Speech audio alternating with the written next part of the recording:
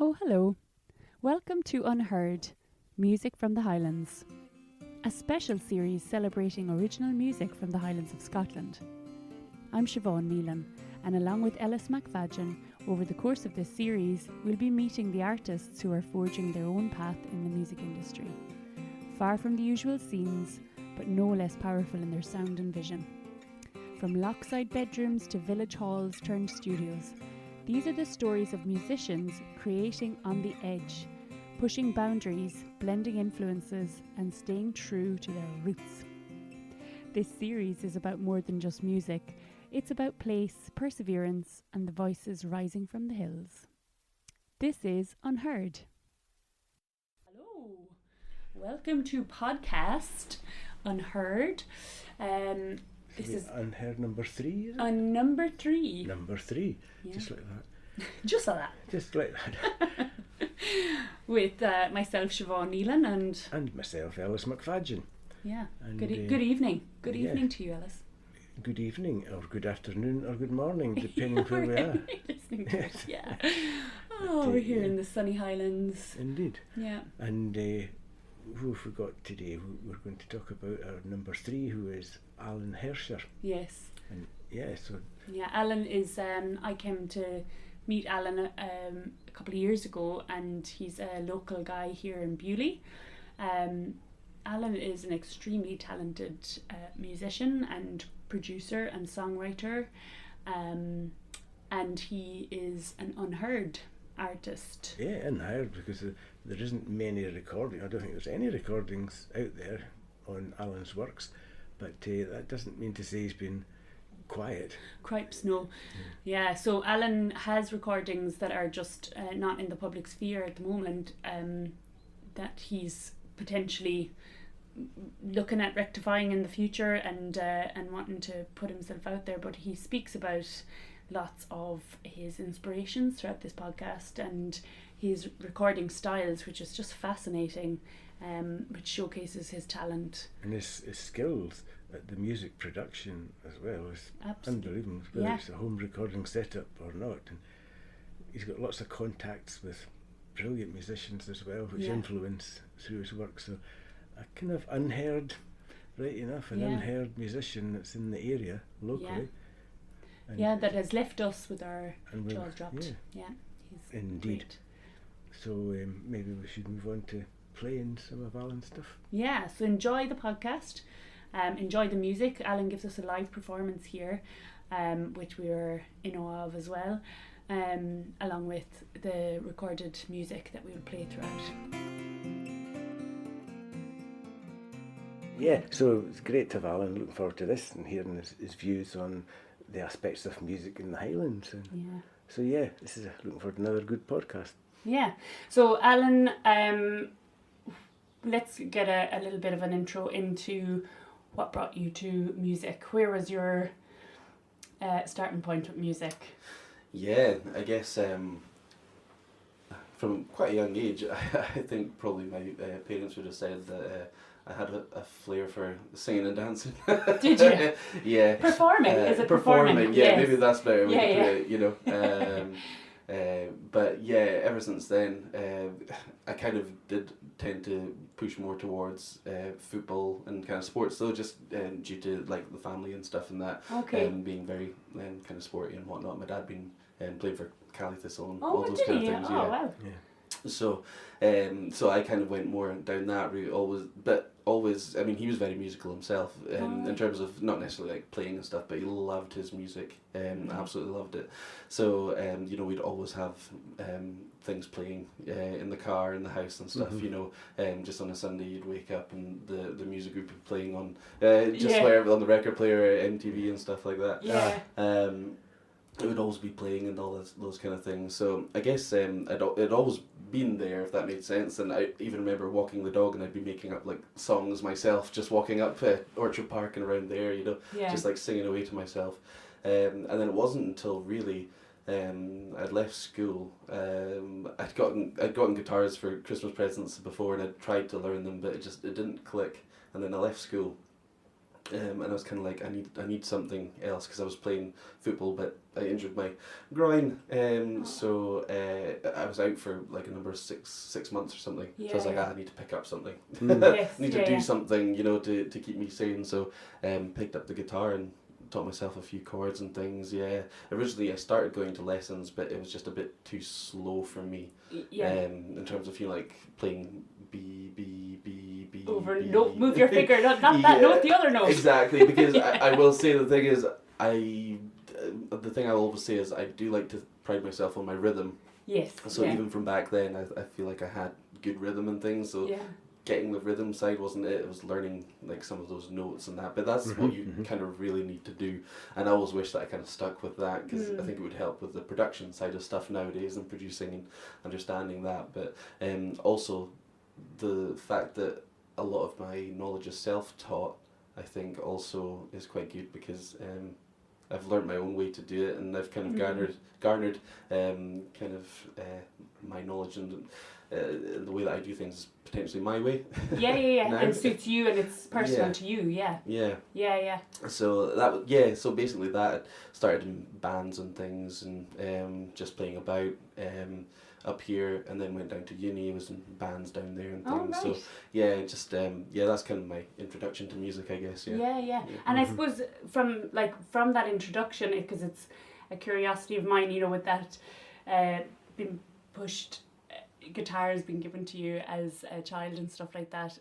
Maybe in the background, that subliminal, having those readily available and knowing that that's an option for your creative. But when you say after school, you're talking about after high school, getting into that. Yeah. Was there, because you were saying you're a natural performer, was there part of this need to be on stage, perform in front of people, or was it just for to satisfy your own curiosity at home? Yeah, I mean, well, let's be. I don't know if I'm a natural performer, but I definitely liked to try and perform back. I think I had a lot of energy, and that's what everyone kind of meant, you know. I quite liked just bouncing around and singing just away when all the family came around and stuff and all that. So we'll leave the subjectiveness to whether everyone thinks I'm a good performer. I'm very loud.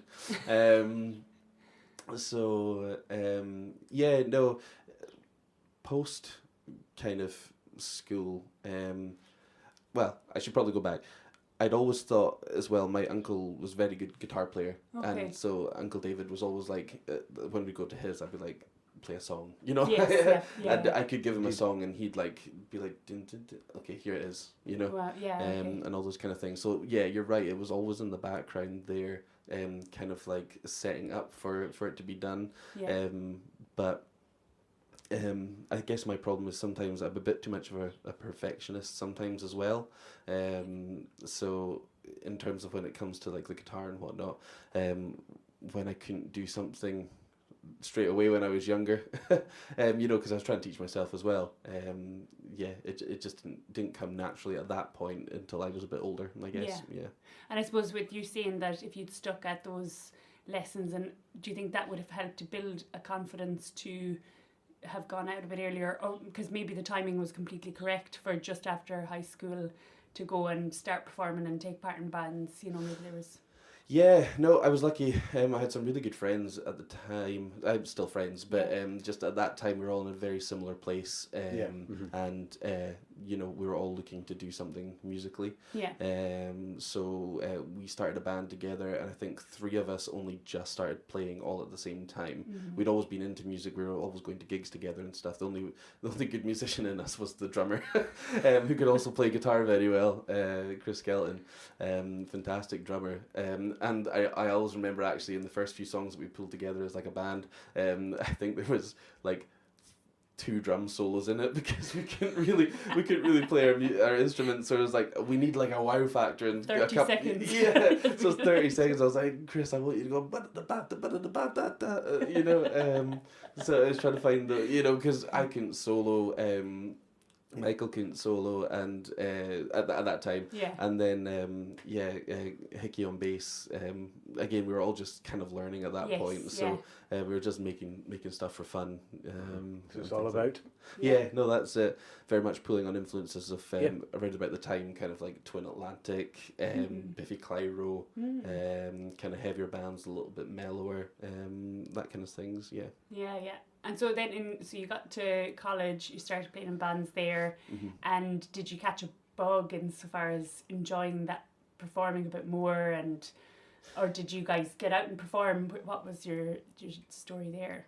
Yeah, so I guess that's where it comes again. The kind of perfectionist side. I found a band. It was actually a metal band this time, and they're very much kind of screaming and those kind of things, like intense hardcore vocals. They did have some clean vocals in it, but it was very much the guy who had to scream was a very, very well versed in screaming. It was a very good scream.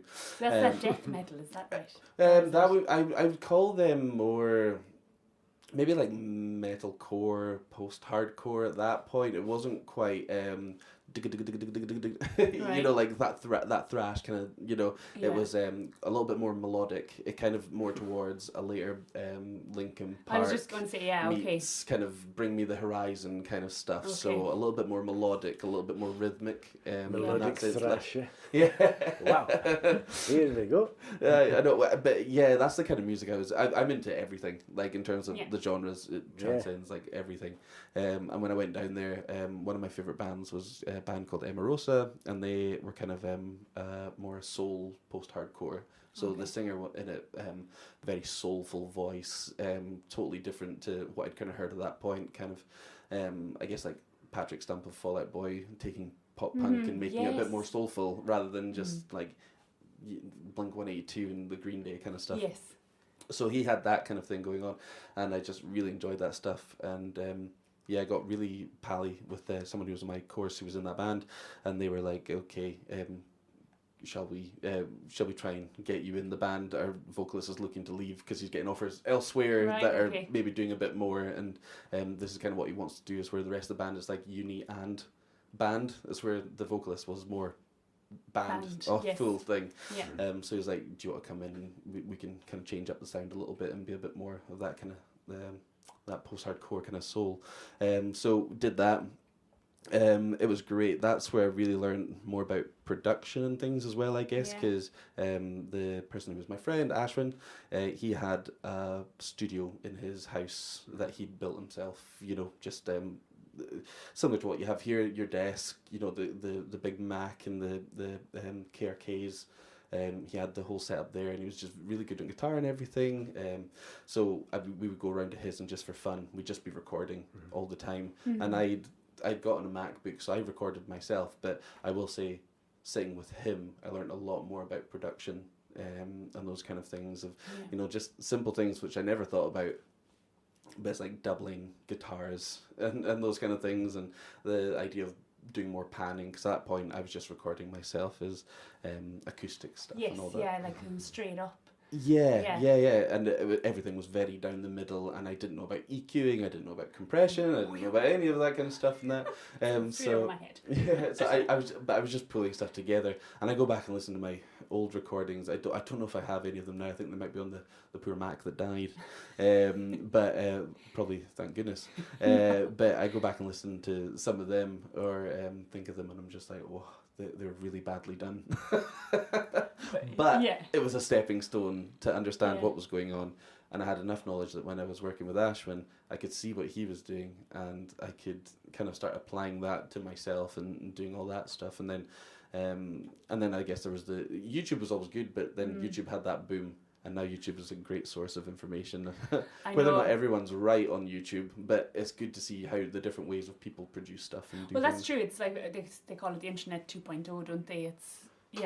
It's got all of your visual information if you want to go seeking it up and whatnot. But I think with the production side of the scary element to that, and the only involvement I had was I bought one of those interfacey thingies and plugged it into my laptop and tried to start doing it, and all of those things just freaked me out a little bit, you know. So I really backed off. So I suppose the fact that you've kind of evolved your knowledge on it, you feel that's helped you then to get into recording yourself and producing yourself then? Yeah, I think so. I mean, sorry, I'm going on here about loads of different stuff. I suppose going into that as well, the good thing about Ash is that I learned loads of things. The other side of it was that he didn't, and again, you know, if people want to use it or they don't, he didn't want to use any sort of vocal tuning whatsoever, even if it was just like a slight bit of pitch correction just to pull things in, not necessarily, you know, sounding like T-Pain and completely manipulating the vocal. But, I mean, even they used to do it back in the days with, you know, they used to slow down the Vari-tape, or the speed tape. They would adjust it and then they would resize it, and then it would pull anything that was flat or up. Really? And so auto-tune's always been around. It's just different ways of doing it, you know. And probably loads of your favourite records from back in the day. There's a form of auto-tune, just a really analog way of doing it, you know, to pull things back in line. Because no one can sing absolutely 100% perfect all the time, unless you're Mariah Carey, apparently. That doesn't surprise me. That's why she's the queen.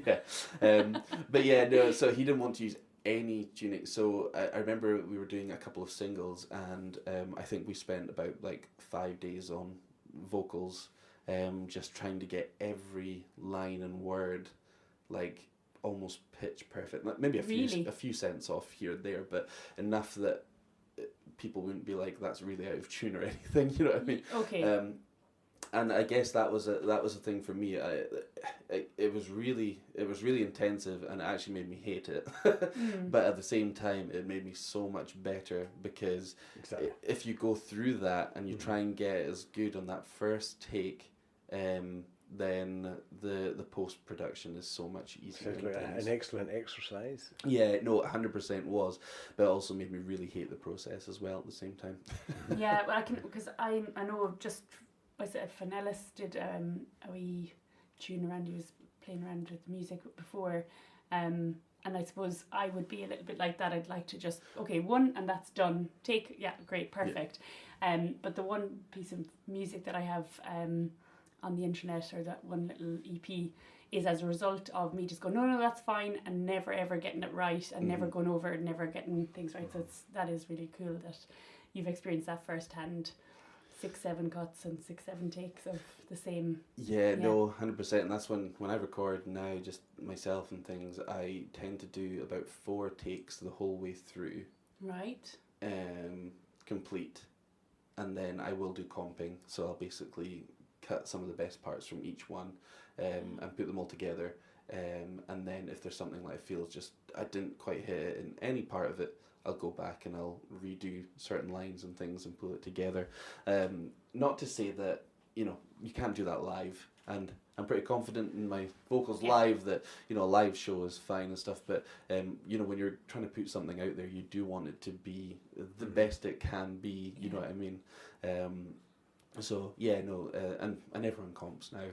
You know, they even used to comp back in the day. Used to cut the tape with the razor blade and put it back together, and you know. Gee, I mean, I didn't know any of that. Right. Yeah. And Foo Fighters, I think, I can't remember what album it was around about. I think it was like their 2015 album. That's what they did. They set up Dave Grohl's garage, and they basically, it was all tape back to kind of the Nirvana days, and that's what he was like. It was just like back to like getting the razor blade and cutting and finding the good takes and putting it all back together. And was there a reason specifically that they didn't go with the digital then? Why did they do that? One, I think they had the money. Okay, so they wanted to be retro about it. Yeah, when it cost more. Yeah, and also it's just I think they're trying to recapture that kind of old rock sound with what they were kind of going for as well, and trying to do it a little bit more analog. And again, because tape now, it really costs money, you know, and all the machinery and the equipment that you need to get that, you know, they can cost money unless you can find them in some jumble sale somewhere. But yeah, it's not a cheap process anymore. A gimmicky kind of a thing to say. We did this as well, maybe in seeking a more analog sound, but something to talk about. Yeah, recorded in the garage. Okay. Yeah. It's the PR. It's the PR of it, isn't it? Really, and exactly. saying that we did this, as where for maybe musicians that don't have the budget or can't afford to have a studio engineer who knows how to work all that equipment, who can do all that. That's what's great about technology nowadays, is the accessibility of what you can do. But I guess that does lead to problems, and probably coming back to your point, with me, I'm a slightly bit of a perfectionist. And I do things, and if I don't think they're quite up to scratch, then I'm kind of like, I kind of move on to the next thing, which is probably where my downfall comes. And that's the problem sometimes doing stuff solo, because you don't have people to bounce it off. I have friends that I can bounce it off, but I think it's different when you've got someone in your band who's like, no, that's good, we're putting that out, or that's good, we're I think we need to go redo the bass or whatever, but the rest of it, that's it. Or even a producer. I mean, you know, in that side of it, because you're proficient at producing, that where a producer might come in and actually say, no, that sounds great, that was perfect, you know, believe me, kind of thing, that was really good, because they've got the whole backlog of listening to so many people who aren't. Exactly, yeah. But you've only got your standard in your head around what you want. Yeah, so there's... I mean, I guess probably a question back for you guys. Sorry for hijacking the cast. I don't know. I mean, there's the thing, obviously, body dysmorphia, where people, you know, can't see themselves and that. But I don't know if you get that with your vocals kind of thing. I'm pretty... I know when I'm in tune, and I know when I'm not in tune.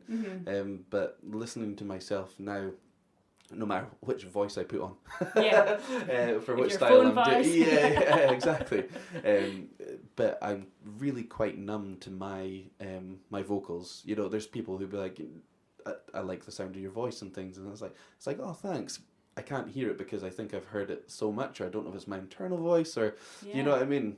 I mean, to be honest, I'll jump in really quick and then let Ellis give a proper answer, because you've recorded more than I have. But from when I was younger, listening back to myself, I hated listening back to myself, and I had an experience of I took part in a competition, and I had a backing band for the first time ever, and I started out of key for this competition. I didn't even realise that I was out of key for that whole entire competition, and then they gave us a DVD. I listened back, and within 3 notes of listening, I got this sudden, oh my God, I'm completely out of tune, and I had no idea. And so I never wanted to play with a band again. And then I record now, and I listen, and I'm really proud of my voice. I really like it. And there's some songs I'm listening back on going, oh no, that's really good, and other ones that aren't. Is that what you're meaning? So that you kind of can gauge when your voice is good and when it's not. Yeah, I guess when it's performing. It's more just like, I guess on mostly every song I do, it's like, I've sung that in key, but whether it's good, the sound of things, and that it's, there's plenty of singers who sing in key, but some of them, they don't have a nice tone. Or, yes, I know what you're saying. I think I'm tone deaf to my own tone, if that makes sense. Yeah, no, it does. Yeah. It's where do we go? And I mean, maybe we're talking about perfectionism here, and maybe that's a case we shouldn't go too far down that road. Exactly. Depends what you're going to do. If you want a nice rough, and not rough and ready, but a more honest recording, you don't mind mistakes and things in it and bits and pieces. I've done recordings with birds singing in the background outside, and people said, oh, that's a nice touch. How did you get the bird recording on the end of the song? I said, no, it didn't work like that. Yeah. So it depends where you take it. I understand, and I'm taking it very well, that you are perfectionist and you want to the nth degree. Depends what you're doing. If you're wanting to produce a work that needs that finesse, that's great. But most times I'm sure you'll be doing demos of other stuff where you don't pay that particular attention to it. Yeah, and it's funny you're saying about the birds and things as well, because Hosier, beautiful voice. Yeah. His first album, that was done in a loft studio in I'd be hard pushed to say which part of Ireland. Is it Greystones or Bray or one of those? Maybe it was, yeah. Down in Wicklow. I think he's that way, isn't he? Yeah. Potentially he's South Dublin or somewhere like that. Well, one of his songs is very honest like that, and you can hear the birds chirping. He was like, literally, I think they were like demoing it, and he did it, and they were like, that's the take You know what I mean? Yeah. It's all, everything there is like authentic, and it's all... And it all needs to be that way. But I suppose when you're coming back to your point about your voice and how you hear it back, and maybe it's about the expectation of what you want your voice to be like, and how, because I know from hearing you that your voice has soul, it has deep quality, it's fantastic, it stops you in your tracks, you want to listen to it. So, but do we need to know that about ourselves? Is that maybe your point, Ellis? Like, as long as it's authentic and it's representing what you want it to represent. I think it's very clever in having turned around to interviewing us today. Yeah, I know. I'm actually very proud of them. And if you want, I can talk all day. We know that. That's my problem. No. Well, maybe we've got to a stage where we should maybe listen to a wee bit of your music. Would you like to give us a song that we can put on to this podcast or play it? Yeah, absolutely. Whichever. Suit yourself. Yeah. Let's do Always. Mm-hmm. Yeah. Cool. Yeah. Okay. Do you want us to interject a song now? You can tell us a wee bit about the song that you want to sing. So this song, normally I like leaving things open and people can interpret as they kind of want and things. Yeah, indeed, that's the way. Yes. But this song is originally written about my grandfather who had dementia. Okay. And it's just the process of kind of going through that and things. Right. Okay. Yeah. Thank you. Okay, dokie. So this song's called Always.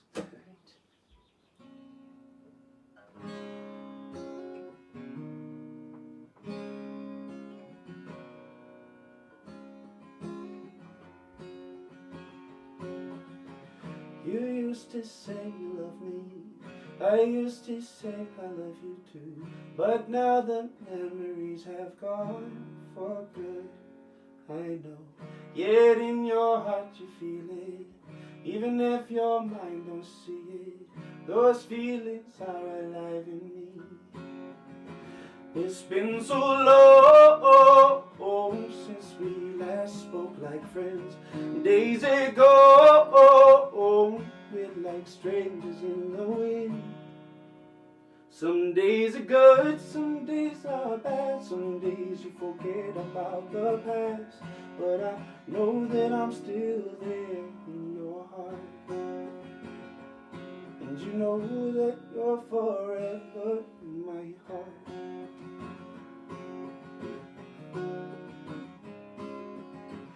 You held my hand and I was safe.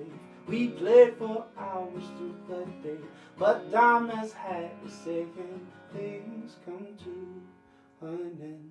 We don't like to believe it, they had no choice or reason, but we'll get through and carry on.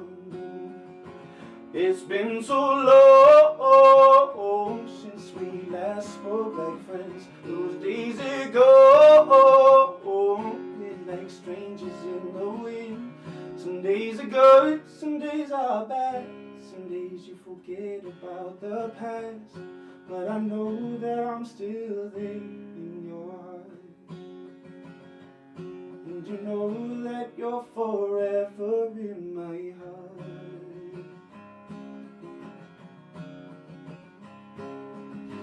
La da dee da dee da da, la da dee da dee da da da, la da dee da dee da da, do do do do do, da da da da da da, da da da da da da.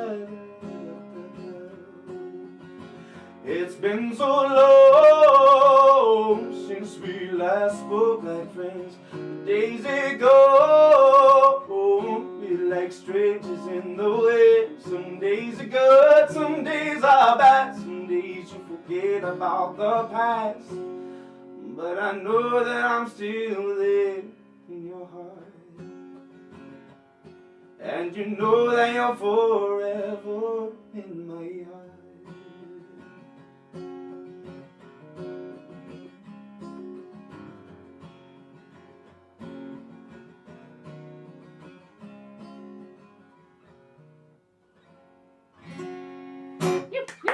Well done, excellent. Yoo-hoo-hoo-hoo. Thank you. Yeah, thank you. So can I just check then around, because you can hear the soulfulness in your voice, and I can imagine that how that would translate to the heavier metal stuff then, when you're talking about that. So then you were saying that you don't, you're not set in one genre of music you like. So what would kind of steer you then as an artist into different genres? Yeah, maybe it comes back to my. Sorry, this probably needs to be a bit closer. Yeah. This probably comes back to maybe my sporting past. Is one thing, I'm quite competitive and I like to be able to do things. Mm-hmm. So sometimes I hear styles of music that I like and I think I want to try that. Mm-hmm. I think I do a good job of that. And again, I'm not. Everything that I know is I'm kind of trained myself. I'm not the greatest musician in the world. I'm not even. Like a top guitar player around You're a Inverness lefty and the area. as well, and a yeah, lefty, you're a yeah, lefty, yeah. so you're in your minority. You're very good as a lefty. Yeah. Yeah. We're all different. Kith standards Óg, and everything. Kith Óg Everybody's completely different. Yeah. Yeah. But I always like taking a simplistic route to my music as well. Yeah. I definitely like trying to think outside the box if I can, but for me, a lot of the time it is very simplistic things and focusing on the kind of vocal melodies and bringing that all together. Yeah. As you know, a lot of my chord patterns, they're not really anything new and crazy in Yeah. the industry standards. Everything's almost been done in the pop world, and I guess that's kind of folky, but it's definitely got a pop element to it and the soul kind of side coming through and all that kind of thing. But there's, like, not to draw comparisons because everyone is different, but there's a maybe in the ringing of the familiarity sounding of Lewis Capaldi and how you're projecting your voice.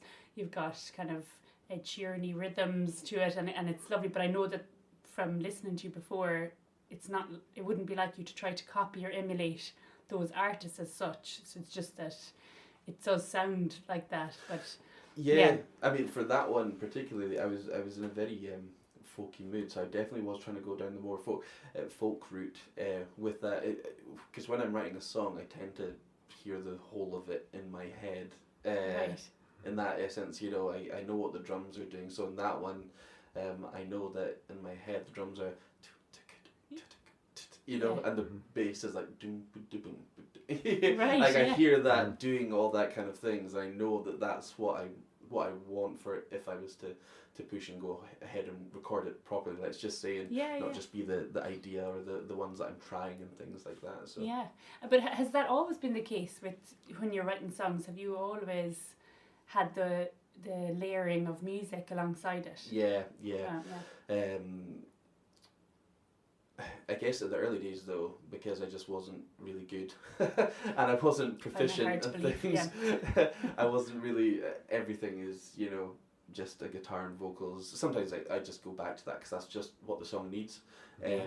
But a lot of the time, just by adding in some bass guitar and some basic drums, even if it's just like a kick and a tambourine, and the kick's just going for like the four, so do, and then you have the tambourine even just on the fourth or the second and the fourth. Yes, it does add a lot to it. So I do think holistically about stuff and what's the best, and I try not to overproduce as well where I can. Right. So keeping that as raw. Yeah. But then when you go back to your query about your vocals and perfecting them, would the same maybe be applied in that, because your voice is really magnificent, is the to hone it in on that. We're waving at Fiona. So yeah, I mean, Ellis, just from your point of view, because Ellis has done recordings recently and of his new album and things like that, did you find that going back over your vocals, did you ever have to do that, or did you keep them as is? We kept Isaac did the recording here of the vocals, and I wasn't looking forward to it at all because I was expecting the 5 or 6 versions of this verse, then 5 or 6 chorus, and then we'll pick them, because my voice isn't a strong voice. I'm a kind of amateur songwriter, and I wasn't thinking that I could handle doing all 11 tracks in the one day. I was not looking forward to this, but he said, nope, once or twice there'll be that, and it was just about the size of it, one take, because I knew it wasn't going to be all day. I thought, I'm just going to nail this the first time. and it's good enough for what we were doing. You could have persevered, but then there's no sense in taking it further. If I was a really good singer, it wasn't up to the scratch at the time, that's different. But if I'm a mediocre singer, I'm never going to actually get it nailed. So you just do what is right for the sound of it as you are. Yeah. In my case, but obviously not in yours. But then again, that comes back to the question, because when I listen to your voice, I think you've got a lovely voice. There's a really sweet tone to it, and it cuts and sits right really nicely in the mixes that you do and things. But you're saying that you feel like you've got an amateurish voice and these kind of things, but I think you've actually got a really lovely voice. So that's where the kind of, I don't maybe hear myself the way that you guys hear me. You know what I mean? Yes. Just saying, you don't hear yourself probably the way that I hear you, if that makes sense. We can all be self-critical, I suppose. Yeah, It's just how far do you go? Yeah. Just accept where you are. Right, that's where we are just now. Let's get on with something else, I think. Yeah. But do you get that then, or the question for both of you would be, and this is why I prefer to perform, and it'd be interesting, Alan, to hear what your take is on performing, that you get that instant feedback from people, so you're actually aware more from the performances if your voice is sending a message and the intended message through the songs that you're singing. So, is that something that you get from performing, the confidence back, or, that kind of affirmation that your voice is actually pretty good, or is it just, are you choosing not to listen to that piece of feedback? I think it depends, because sometimes you get people who maybe are I've had maybe one too many to drink, right, and so everything's good. I could sing really out of tune, and still, like, I remember I was playing, and I played a Lewis Capaldi song, and I played it one key too high, and 100% I knew I wasn't exactly reaching that note. I knew I was sharp and stuff, but I'd already started playing the song, and I was like, I can't be bothered stopping, because it's not, do you know what I mean? Not relevant to the circumstances. Yeah, it's not relevant. People are listening, and they won't really care if I'm like, listen, it's not my best, let me go back. It's not my, Yeah. So I just continued.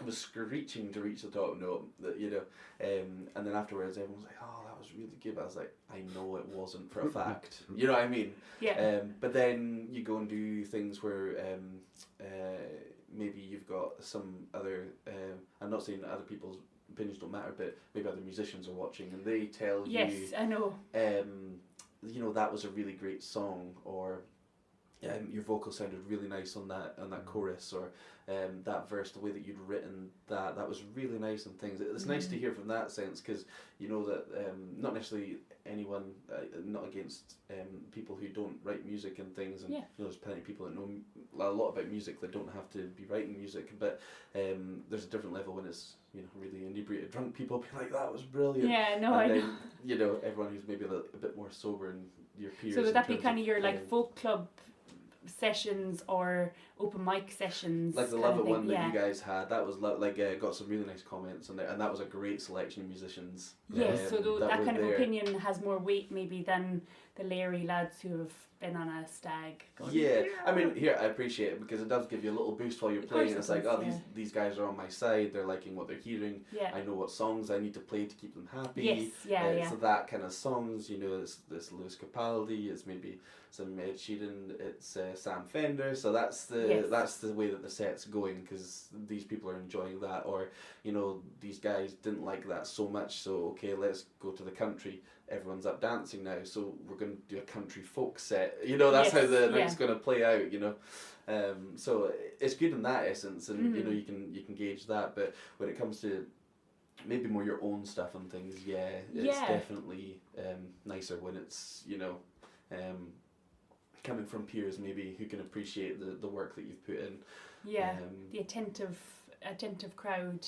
I mean, the Glackbeg Folk Club, have you been to that folk club? That's a really attentive crowd, isn't it? I used to love, that's where I first met you, actually, the Glackbeg, I absolutely love that folk club. I've just not had the chance to go back since.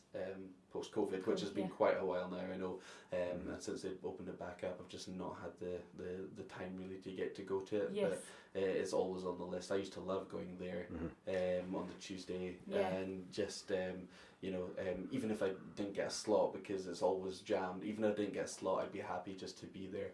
And my good friend Mark Forbes, he was the one that first told me about it and took me along and things and that, and I think I filmed a little set for him there as well, and I was like, I definitely need to come back and do this, Yeah, they were back only a few weeks ago, wasn't or a few sessions ago. That's right. With the Silent Thieves. Yeah, he's joined Silent Thieves now. Yeah, great band as well. Dave, Mark and Mark. Yeah. Dave, Mark and Mark. Yeah. Oh yeah. Yeah. Oh, it's a great place, isn't it? It's nice because they've got the lights. Beautiful. And they've got the sound, and they've got sound engineers. They've got young lads. Yes, from the Highland College. Yeah. They're doing there with their tutor, and so you're getting great treatment. You can stand with your wee song, do your wee song, and you've got an attentive audience. Got all these lights and sound, and it just sounds and lovely. It's first class sound as well. They take pride, indeed. The whole family take pride in the side of it and things, and it's they're very understanding. Local music. Yeah, Yes. They're understanding, and even Bob's crack. They're very polite to youngsters, or perhaps people not so young but are new to performing.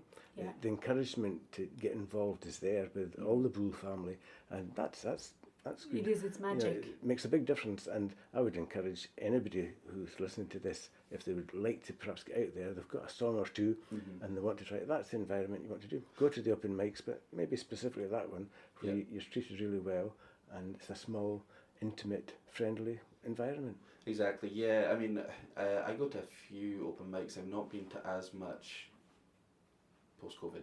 Yeah. But there are definitely some that are on my list I do want to get to.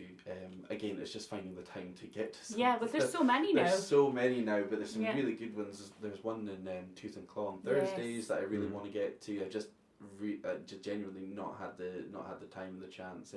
Quite busy at the moment, but I really want to get along to that. I really want to get back along to the Glachbeg Croft. Again, like you say, it's just it was an introduction for open mics up here to me. I'd done them down south and that, but up here, and just how inclusive in nature it is and how lovely everyone is. I think Bob once said as well, one of my songs reminded him of Craig David as well, and that was like a massive compliment for me. I was like, oh, I've made it in life. Here's Alan sitting here with his headphones as well, looking a bit like Craig David. Yeah, Craig David. All right, Taking this girl next door when the parents went out. All right. Okay. Ellis loves a bit of Craig David. Yeah. Craig David. That's so funny. Yeah, there's so many great places and really inclusive places to go, and like you say, whatever your ability is, whatever your level is, whatever you're trying to do and perform, they're really inclusive as well. And Dougie Burns as well, his one as well. Yeah, they used to have that. Yeah, there's lots of open mics out there, and perhaps not youngsters coming into music for the first time, but perhaps people returning. If they're wanting to get involved again, you don't need to perform. There's no pressure to do anything. And just going to one of these open mics in this area, be it the one that we host at the Livet or any of the others, they're great for getting the confidence to do something. So if you've got a notion of perhaps I should go back to doing that song I used to do, get out there and do it. Yeah, you'll be supported 100% with it. Yeah, because like you're saying that in reintroduction, I guess Glachbeg, that was a bit kind of why I went as well. I stepped away from music for a bit of time, my own music I should say, because I joined one of the hardest working bands up here in the north, Torridon for a time. And amazing guys, the effort that they put in, second to none, but it was really intensive in terms of like most weekends we were away doing stuff, and then during the weeks, it was trying to get practices and that, and again it was brilliant because they were all so lovely, and all really talented. When you're standing in a room with people who can just jam out, I'm terrible at jamming.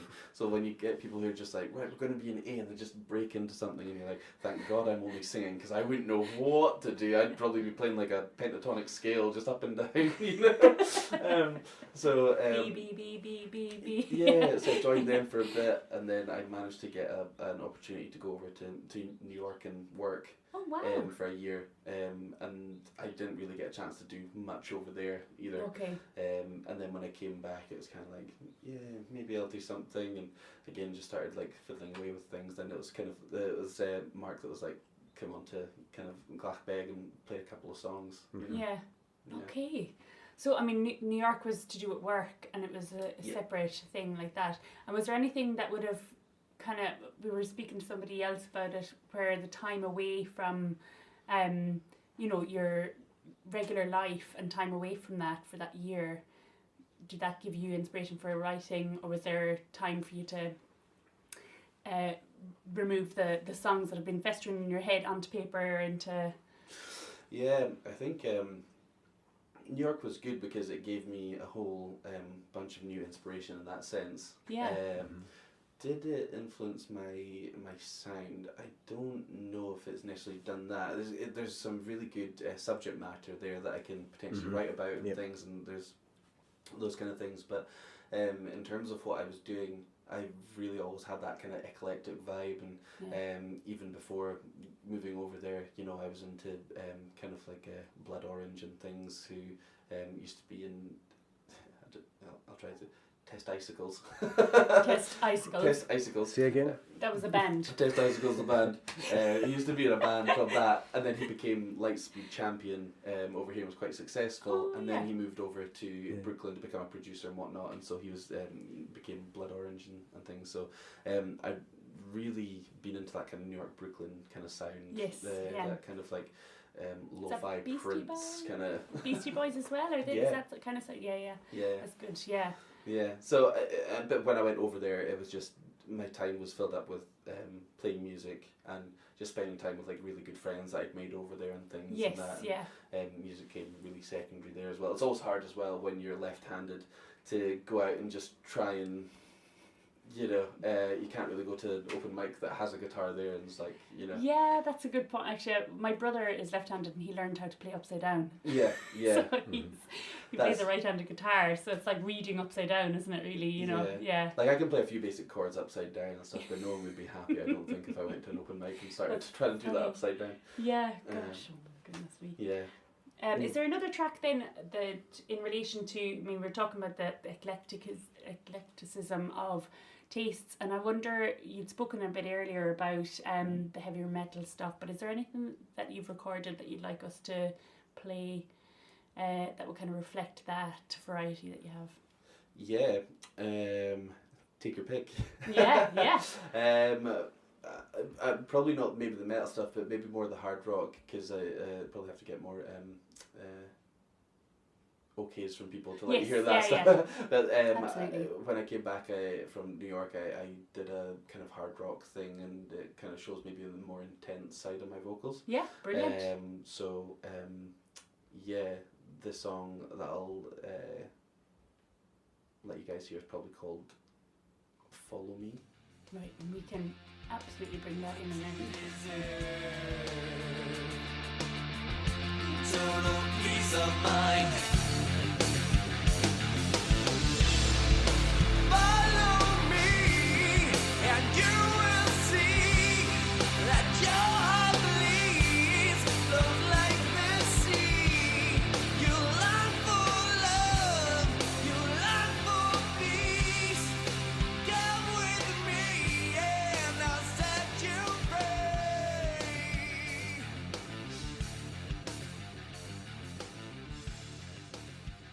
That's so Excellent. cool. Yeah, so it's just getting that out of the system as well, you know. Yeah, no, that's so cool, Alan. And again, I did actually try and make that track a band thing that I wanted to pursue. Yeah. But it was also the thing of limited of trying to find musicians up here that want to play certain types of music, or that are available, that have time and to commit to learning new stuff that aren't in quite a few bands already, especially. I don't know, but drummers and bassists up here particularly can be a problem sometimes, you know, in getting buy-in to do all that kind of stuff. Yeah, and so, because I mean, that sound is it's amazing, and it is such a contrast to, you know, to your The last. sweet folky. Yeah, but I mean that. Yeah, it is. It's so different, but it's brilliant. It's really good, yeah. Yeah, it's a talent. So sorry, just to say, Ella, sorry, but that Alan is playing the guitar in that. You've layered your vocals, and you've got Bass in there as bass. well, and then programmed drums. That's Yeah, amazing. just shows the length you've gone to with your recording side as well. You know, your studio work is particularly impressive, not Yeah, just your guitar playing and your singing. Yeah. Yeah, it's a whole new age, but you don't have anything recorded, nothing out there as such. No. Released, that's what I mean. Yeah, I mean, the only thing that's really out there is I did record a song with Torden, so Yeah. you can hear me on the single initial version. They've re-recorded it since with Michael on their newest album, which Okay. is great, by the way, and people should check it out. Mhm. But I sang the original version back in, I think it would have been 2016, they released that one. What was that track? Highland Girl. Oh, was that the? Oh yeah. Oh, So right. that's on Spotify. That's available. Okay. And then we did have a couple of things out with a band back in the day, but nothing. I've not got anything out yet. Yeah. Is that something you plan to do, or Yeah, I always toy with the idea. I mean, I don't know why I don't just put some stuff out there, but again, the perfectionist in I'm me just is a going to little say, bit is it like. Sometimes it's the perfectionist in me being like, I don't know if I want this out there yet, or you know, I'm still learning, so I think I can do a better version of this, you know, with a bit more time, or I mean, just to be 100% honest, my dream would be to be a songwriter. Yeah. Performing is cool. Yeah. But I would much prefer to be like a producer, songwriter, and have Yes. other people like making their visions come to life. It's it's a great thing when you're collaborating with someone to make that thing happen. Their whole picture, the whole yeah. Yeah, and take something from someone and be able to just like make it bloom. Yes. You know, yeah. and Yeah. get that idea Yeah. out there. Yeah. I do like here. If it ever happened, I wouldn't say no. you Yeah. know? Yeah. I know. Yeah. But no, I think I revel in just being able to write lyrics all Yeah. day for. I wondered if tracks it was and- perhaps the perfectionist in you that was maybe putting a stop to it, because you would never be happy it was right. No. It's like there's Yeah. people putting off buying a new TV because the next one might have this other function on it. That I'm waiting for that one to come out. Yeah. Yeah. Yeah. So yeah, but And it can be kind of paralyzing, that that level of making sure that everything is absolutely perfect. No, it can, and as well, my problem is I like to have a pipeline as well. I guess I don't know if because my actual role currently, like in terms of work, is marketing. Yes. Yeah. So I'm always thinking about sustainability and how to make things sustainable. And for me, that's having things in the pipeline, because I know how busy my life is, and I know how busy things are. And it's the same with clients. I know how busy clients are and stuff. So getting a pipeline worth of content or marketing Yeah. strategy for the year is massive. Yes. Yeah. So I don't know. Sometimes with me, it's like having enough stuff that I can put out there, so I don't just feel like even if I'm busy, it's like it's not stagnant.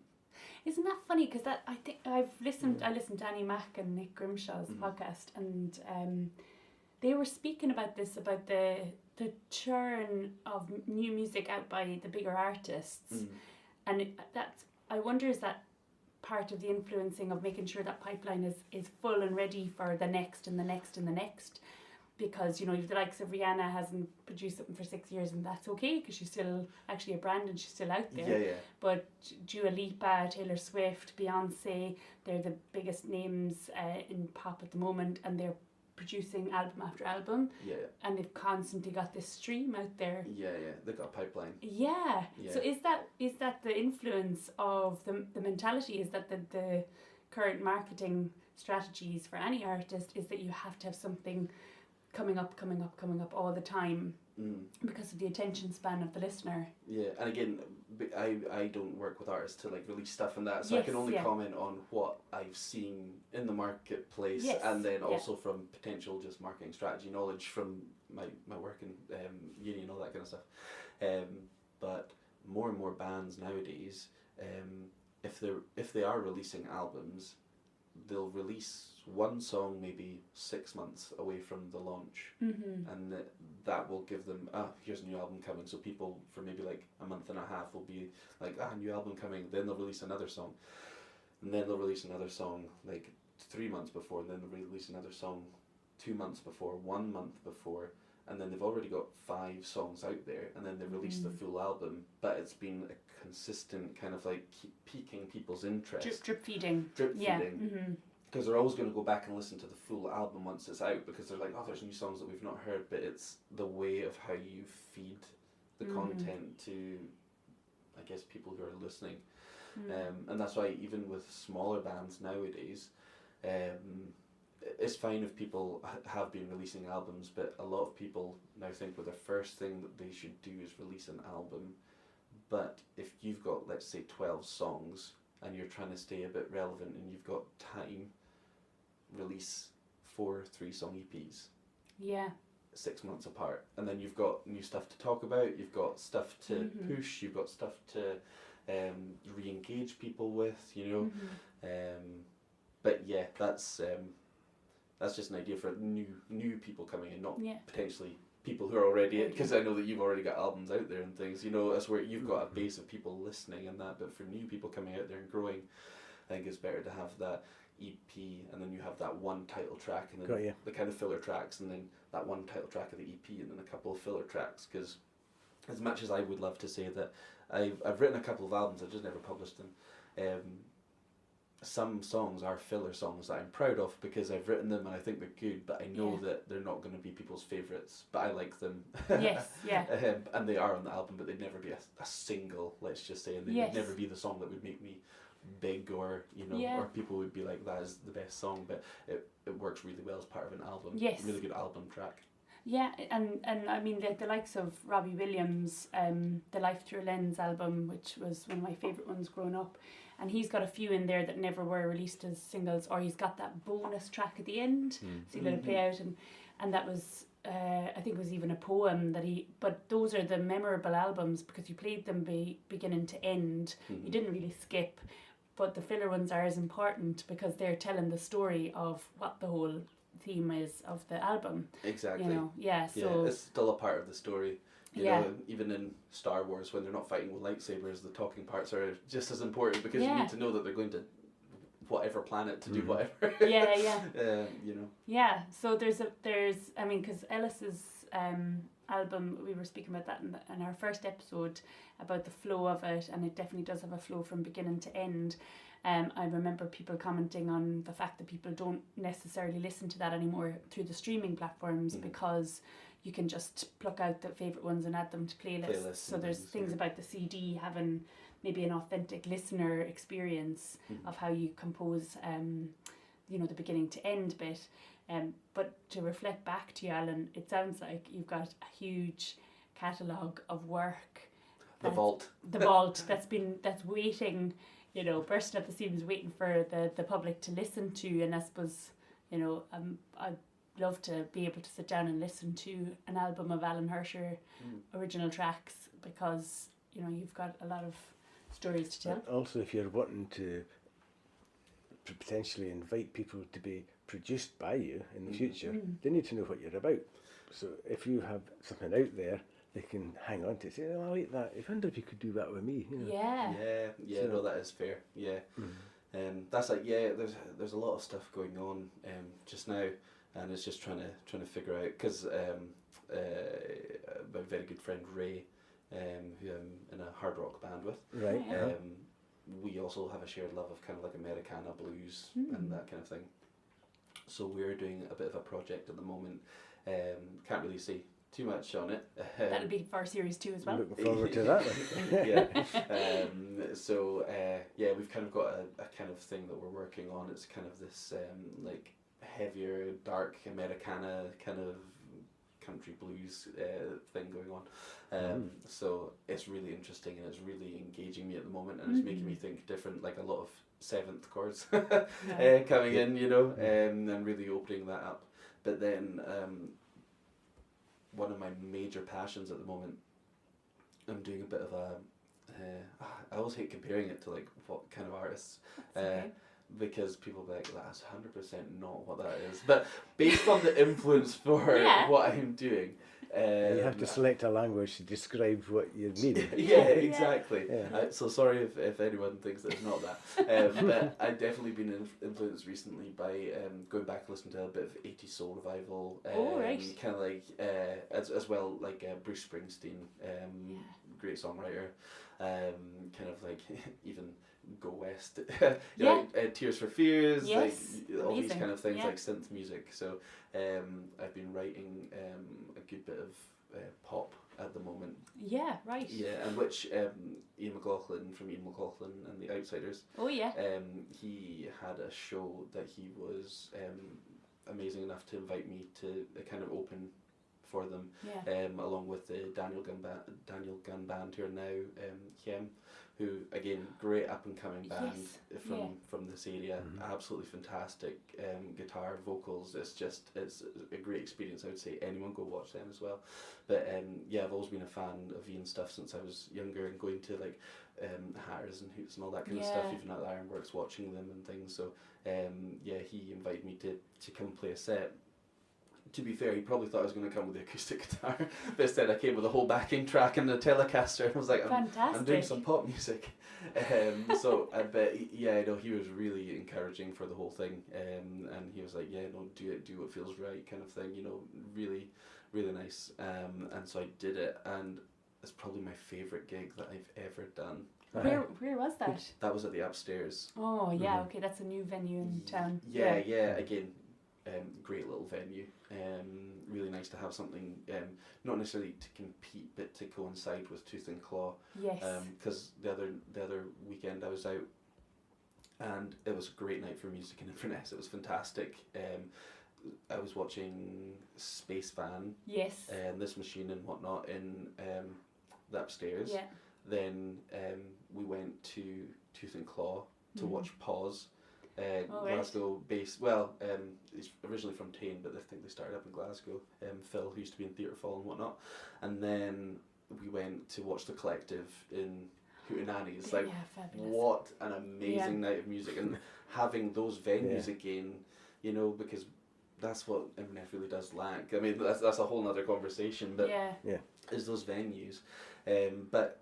Going back to the Upstairs, that was my favourite gig I've ever played to date, because even though originally I was kind of a little bit hesitant, because I don't love performing solo. I like the band feel, and especially backing track wise, I would love to have a more authentic kind of everyone playing stuff on stage, but I've got so many layers with synths and stuff, there's only so much you can do. But it just felt really good to be playing that kind of music and a new project. Most of the songs I didn't actually have all the lyrics for, so half of them on the night was made up. Yeah. Nice. Yeah. I wouldn't be able to do that, so well done.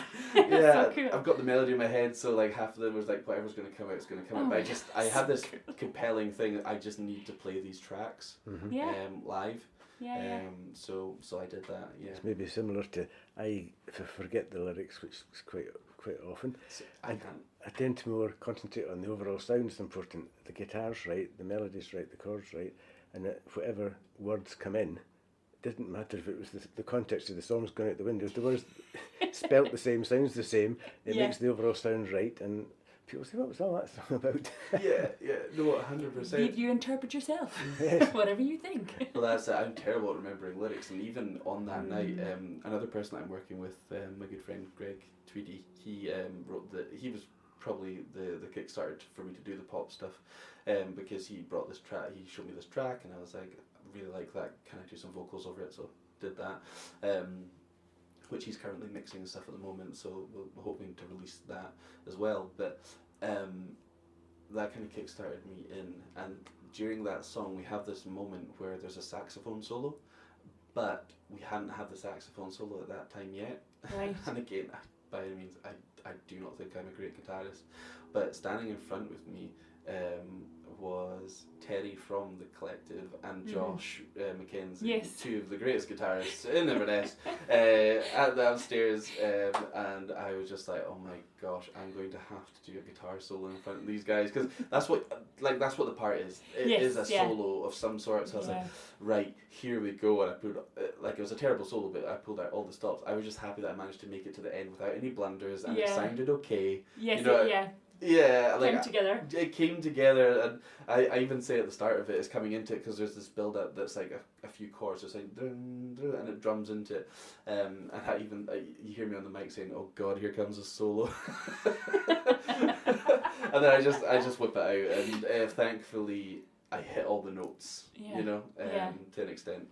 But it's an original piece. It was intended. That's it. Any wrong note is jazz. Yeah. Indeed. Synth jazz. Synth Jazzy. jazz synth. Yeah. There you go.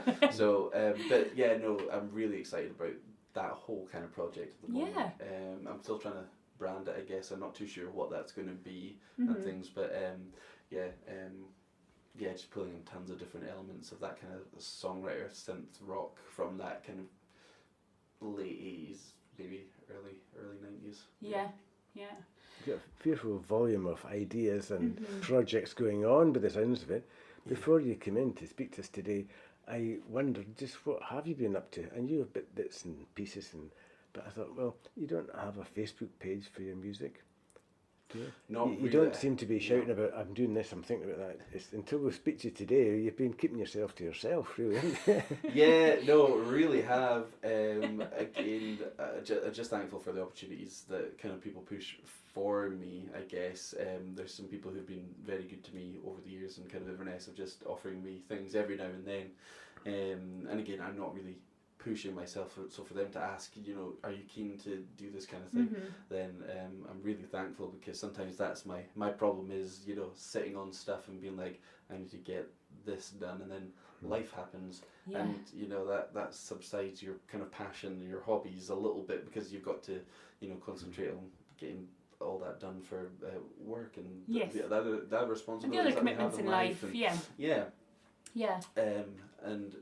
So sometimes you do put that stuff on the back burner, and then it's almost like you move on to the next thing, or that's what it is for me. I move on to the kind of next thing. But no, on this stuff I'm pretty set that I want to release it, because I'm pretty proud of it. One, if you want, I can share a sample of it if you want. We'll play that in just now. So this is of the pop synth, but of an 80s revival-y kind of vibe. So we can Springsteen-esque, I like to think. Yeah. Okay, well that's cool. Right, well we'll play that in. We'll do a short sample of that just now with Alan. I faced through the tapestries of time when you were just a little girl who thought we'd be here now, but we always knew somehow. You've seen it all, you've had your fun and tough times too, more than anyone. It doesn't end here, your story isn't through. Let me read some words from the book of you.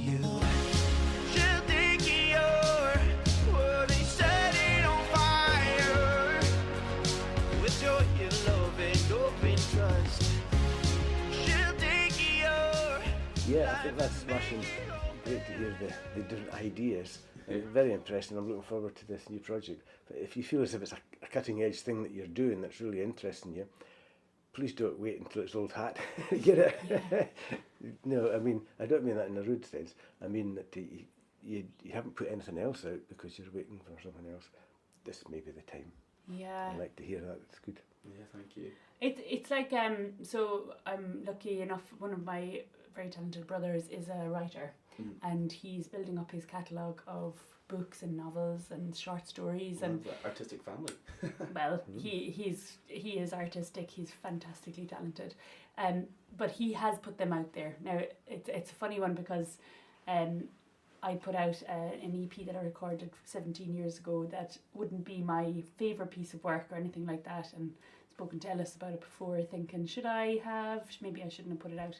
But I did it just to have it out there, so that there'll be a comparison maybe for when I do put something else out there. And my brother has been doing that with his books, and I suppose even though the stuff of old may not appeal to you now, it's something that may appeal to someone who's going, oh, Alan did that back then, and look what he's done now, and look at, you know, and it's that positive judgment is what I would say is open for you at the moment, because you've just got such a talent, Alan. Oh, thank you. You're obviously really very, are. very talented and understated. Yeah. No, I appreciate That's that. for Thank you. Thank you. I think you epitomise unheard, really. Yeah. Yeah, actually, Yeah. you do.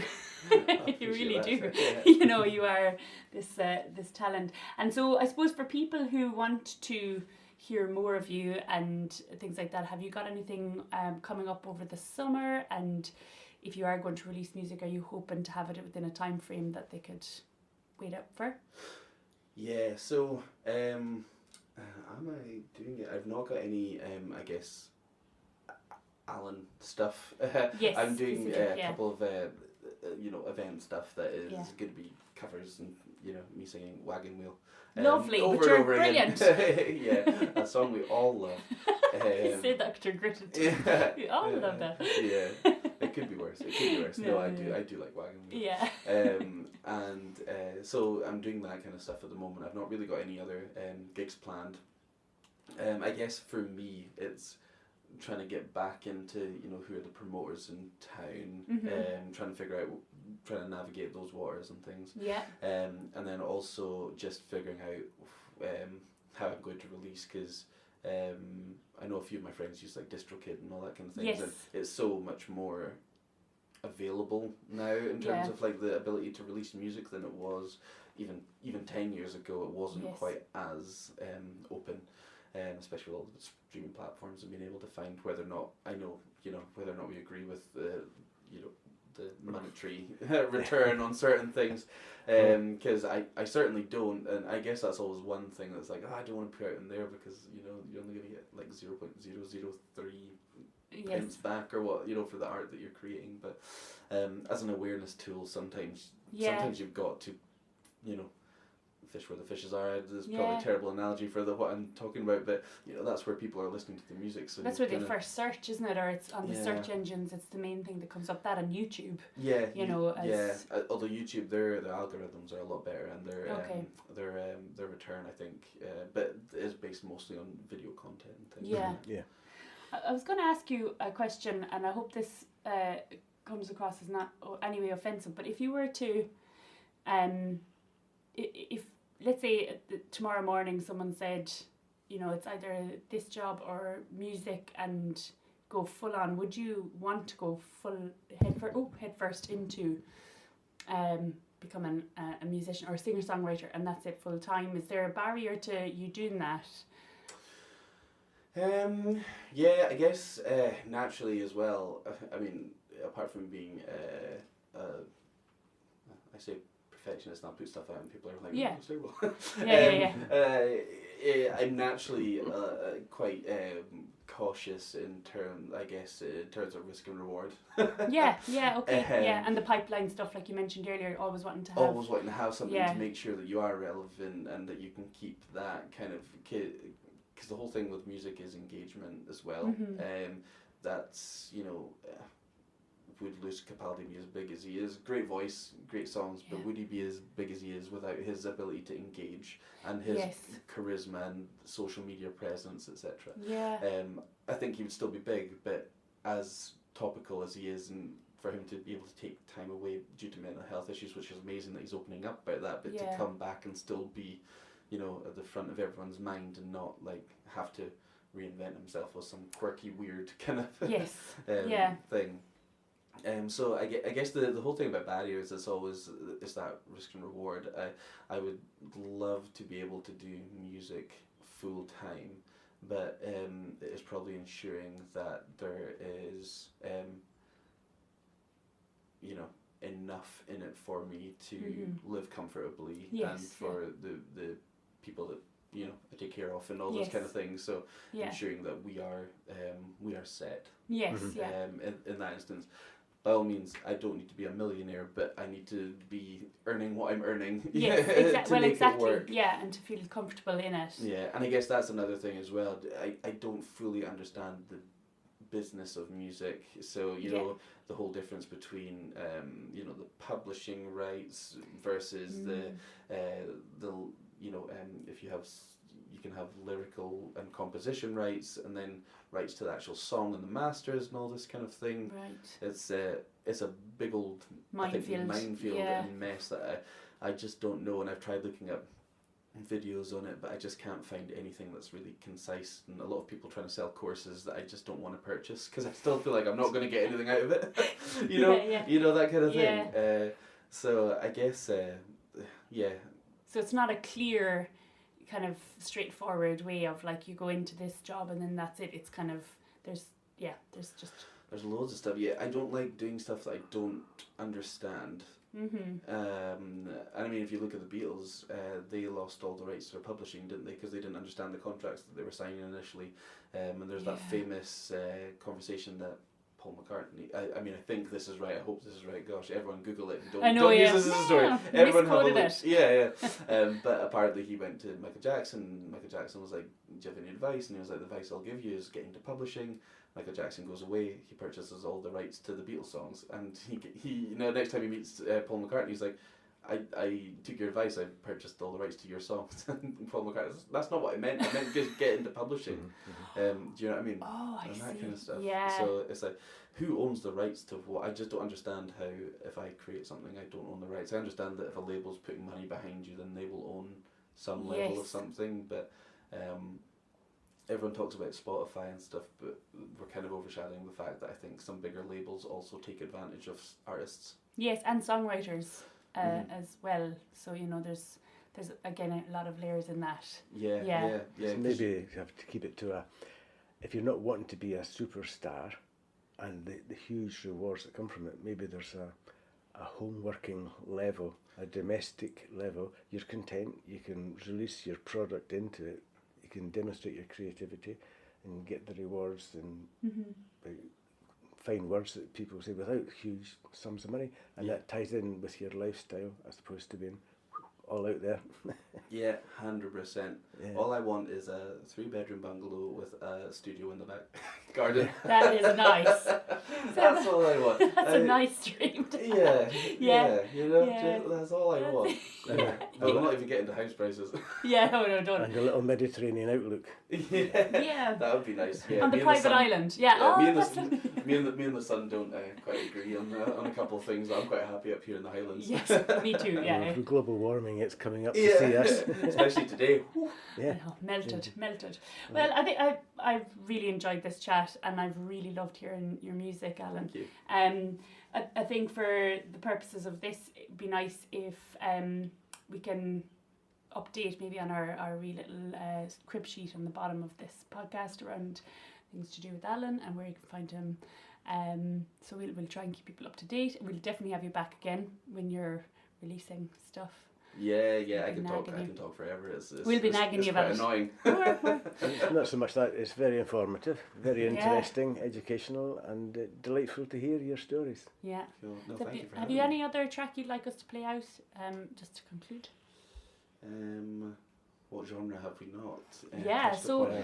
So we've done the rock, you've done the synth, we've done acoustic, folk. So many. There's so many. Well, we just have to put it down to whatever. We just call it whatever. Yeah, We just call it need to- whatever just now, and I'm going to send you a sneaky little track when I get back. Lovely. Thanks, Alan. Thanks Alan very much. Hercher, everybody. Woo! Yay, thanks, Alan. Thank you. Lovely. And thank you to you guys. Thanks, well. Oh, yeah, you're welcome. Bye. That's been us, Ellis. See you later. Nice to chat to you. Super I've seen a lot duper. of you That's this great. weekend. Smashing. Thanks. Don't get me Cheers, wrong, bye. I'm still sad, but I know I'm recovering. I hit a wall I couldn't climb, and so I just lay down. But it's okay not to be fine, so I'll turn it all around. Only in my dreams I'm living, blinded to the life I'm missing. It's okay not to be okay. And now my eyes are wide open. The water won't stop opening. I gotta keep my lungs breathing.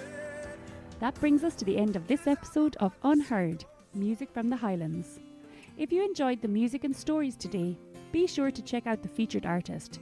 You'll find links to their work in the show notes, along with more from the growing community of original musicians across the Highlands. For playlists, bonus content and updates on future episodes, head over to our website and don't forget to follow or subscribe wherever you get your podcasts. Thanks for tuning in, and as always, keep supporting local music and local music venues. And keep listening to the sounds rising from the hills. Take care. Catch you later.